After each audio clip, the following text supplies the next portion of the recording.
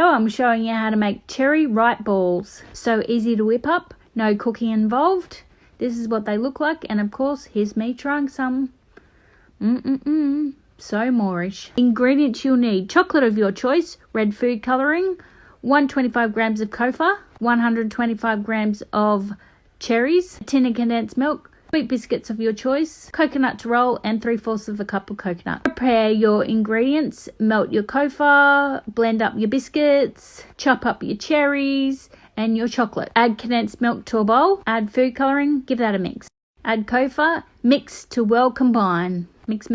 Then you're going to add your coconut, give that a mix. Once all mixed, add your cherries. Then you're going to add your chocolate and biscuits. Give that a mix. Once all mixed together, roll in balls and then roll in your coconut. I got 35 balls from this mixture. You could also make different flavoured balls, like Mars bar balls, Snickers balls.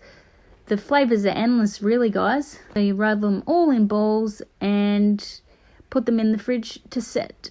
They go a little bit hard. So there you go, guys. How beautiful do these guys look? So why don't you make something that you enjoy? Cheers, guys. Enjoy.